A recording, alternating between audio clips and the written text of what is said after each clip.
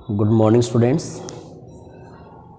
जैसे कि हमने पहले डिस्कस किया था, पिछली वीडियो में डिस्कस किया था expression for deviation of light when passing through the prism. अब हम उसी को आगे बढ़ा रहे हैं, एक्सप्रेशन फॉर मिनिमम डेविएशन। अब डेविएशन तो हमने ऑब्टेन किया था, ये डेरिवेशन, ये एक्सप्रेशन तो हमने कर लिया था, I1 plus R2 minus A। ये हमारी प्रिज्म थी ना, prism ABC। This one is incident ray of light. ये हमारा नॉर्मल है पहली बाउंड्री का।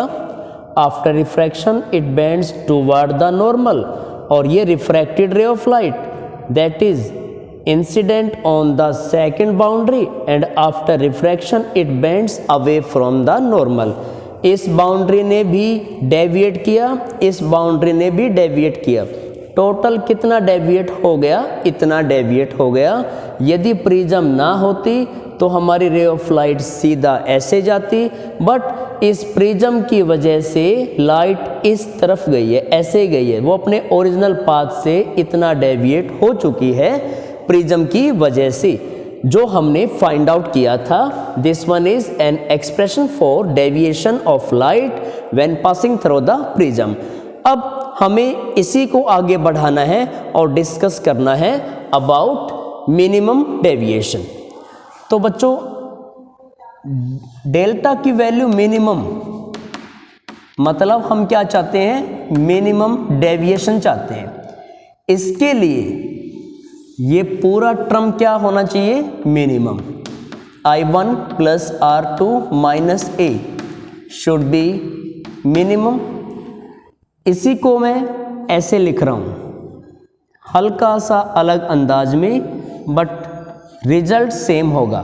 I1 का रूट किया, स्क्वायर किया, R2 का भी रूट और इसका भी मैंने स्क्वायर किया, minus 2 root of I1 R2 plus 2 root of I1 R2, और ये माइनस वाला A इधर। एक बार फिर से हम चाहते हैं डेल्टा की वैल्यू क्या होनी चाहिए? मिनिमम। अब डेल्टा की वैल्यू हमारी मिनिमम होनी चाहिए, मीन्स ये सारा टर्म क्या होना चाहिए? मिनिमम। इस सारे टर्म की वैल्यू मिनिमम होनी चाहिए। तो कब मिनिमम हो सकती है? इसके लिए हमें एक मैथमेटिकल एनालिसिस करना होगा, जिसकी हेल्प से हमें कंडीशन मिलेगी और हम बता देंगे इस केस में डेविएशन की वैल्यू मिनिमम होगी। तो उस कंडीशन को ऑब्टेन करने के लिए हमें एक एनालिसिस करना है, मैथमेटिकल एनालिसिस करना होगा, और वो एनालिसिस हम इस सेंस में लेके आ रहे हैं, मीन्स एक फॉर्मूला तैयार करना है जस्ट। तो I1 का रूट किया, स्क्वायर किया, बात बराबर है। R2 का रूट किया, स्क्वायर किया, minus 2 root of I1 R2 plus 2 root of I1 R2 cancel हो जाएंगे। अभी तक सेम, ये माइनस और ये A, और टोटल क्या होना चाहिए हमारा? ये मिनिमम होना चाहिए। टोटल हमारा ये मिनिमम होना चाहिए। अब ये हमारा एक फॉर्मूला बन जाएगा बेटा। इसी फॉर्मूले के लिए हमने ऐसा कुछ किया था। ये हो गया root of I1 minus root of R2 का whole square plus 2 root of I1 R2 minus A is equal to minimum.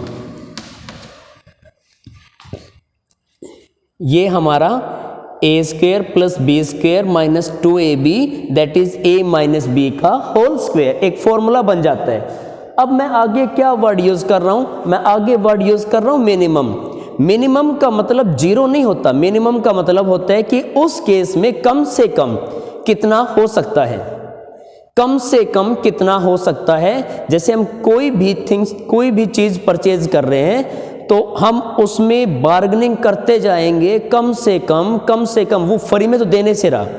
भाई हमने कोई भी वस्तु परचेज की है तो वो उसमें हम बार्गेनिंग करते जाएंगे। उसने 500 रुपये मांगे हैं, हम उसको फिर 250 पे लेके आए, फिर 150 पे लेके आए, लास्ट में उसने हिसाब किताब करके बोला जी 120 से कम नहीं।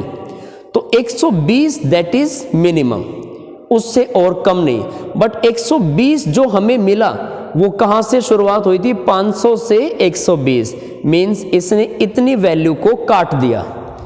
सो अब हमें देखना है कि ये पूरा टर्म मिनिमम कब हो सकता है, जब इसमें से एक दो टर्म क्या हो जाए, खत्म हो जाए। अब ए तो हमारा खत्म हो नहीं सकता, ए तो जीरो हो नहीं सकता, क्योंकि ए जीरो हो गया तो प्रिज्म ही नहीं है। दूसरी बात, ये टर्म हमारा जीरो नहीं हो सकता, क्योंकि I1 R2 का प्रोडक्ट जीरो हो गया, मीन्स I1 जीरो है तो R2 भी जीरो है। ये किसके लिए होता है, ग्लास स्लैब के लिए होता है, जबकि यहां पे किसका जिक्र है, प्रिज्म के लिए। भाई एंगल ऑफ इंसिडेंस हमारा जीरो है तो एंगल ऑफ एमरजेंस भी हमारा क्या हो जाएगा, जीरो हो जाएगा। एंगल ऑफ एमरजेंस भी हमारा जीरो हो जाएगा। ये किस केस में पॉसिबल होता है, ग्लास स्लैब में। और हम चाहते हैं ये पूरा टर्म क्या हो, मिनिमम। इसके लिए इसमें से इन सभी टर्म में से कितने टर्म है, 1 2 3, तीनों में से एक टर्म क्या हो जाना चाहिए, जीरो होना चाहिए। तो ये भी जीरो नहीं हो सकता, ये नहीं हो सकता, बट ये जो एक पूरा टर्म है ब्रैकेट वाला, ये किसी कंडीशन में जीरो हो सकता है।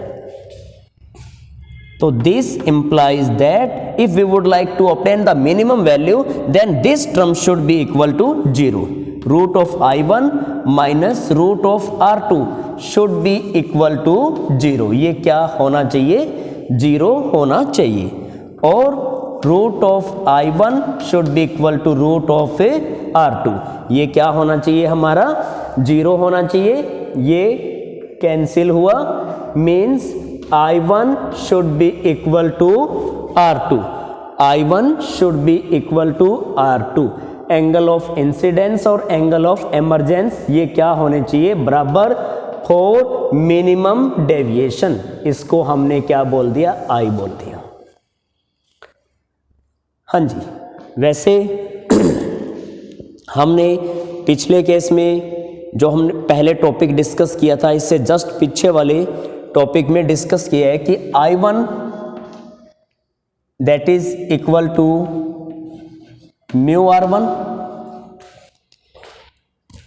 I1 हमारा म्यू R1 हमने डिस्कस कर लिया, और R2 हमारा म्यू I2 ये भी हमने तैयार किया था जब हम इससे आगे बढ़े थे, और ये वाला फॉर्मूला तैयार किया है म्यू -1 इंटू ए।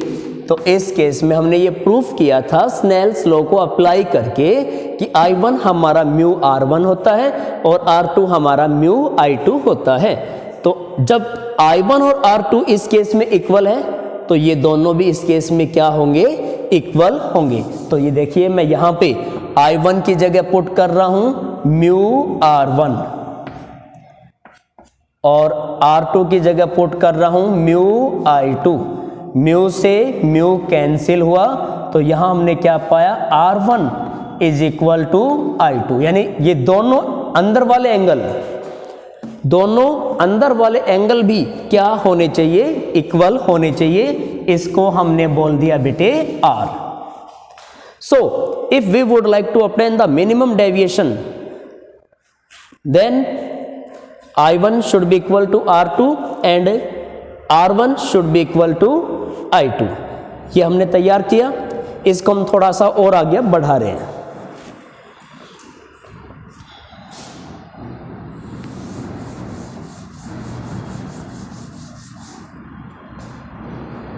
अब डेल्टा तो हमारा ये है, लेकिन जब मैंने इस डेल्टा को ये लिख दिया, डेल्टा मिनिमम लिख दिया, इसका मतलब क्या हुआ, इसका मतलब ये हुआ कि यहाँ ये दोनों इक्वल है, ये दोनों इक्वल है। ये भी किसके इक्वल है, I के, और ये भी किसके इक्वल है, I के माइनस A।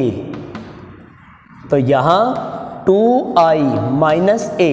देखिएगा बच्चे मैंने क्या किया यहाँ पे, अब डेल्टा हमारा I1 plus R2 minus A है, बट मैंने इस डेल्टा को डेल्टा मिन लिख दिया, मीन्स डेल्टा मिनिमम लिख दिया। तो जो ही मैंने डेल्टा मिनिमम लिखा तो यहाँ भी पासा पलट गया, ये I1 और R2 दोनों क्या हो गए, इक्वल हो गए। I1 हमारा I है, R2 हमारा I है। ये किसकी कंडीशन है, मिनिमम डेविएशन की कंडीशन है। तो फिर अकेला 2i क्या होगा,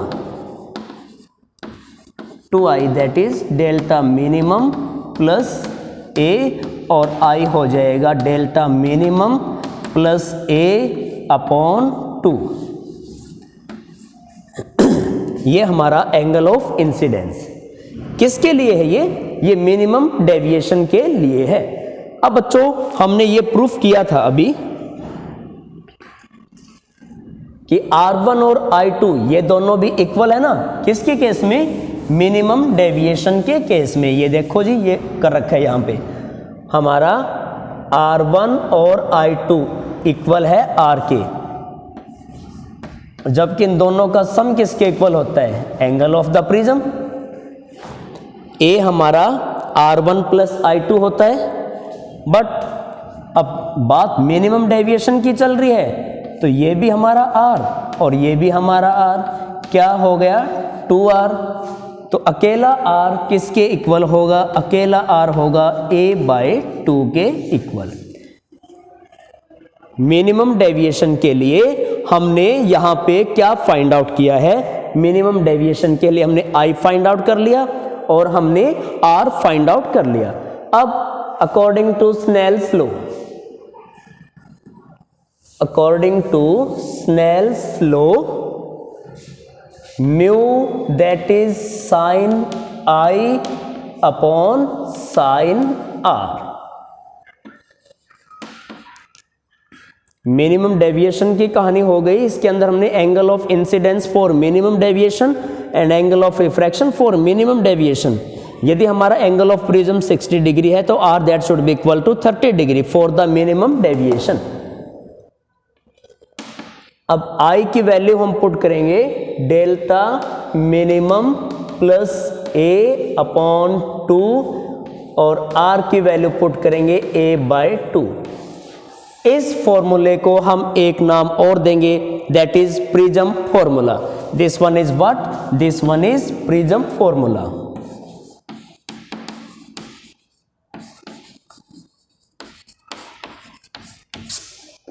ये हो गया हमारा प्रिज्म फॉर्मूला और about minimum deviation. Thank you.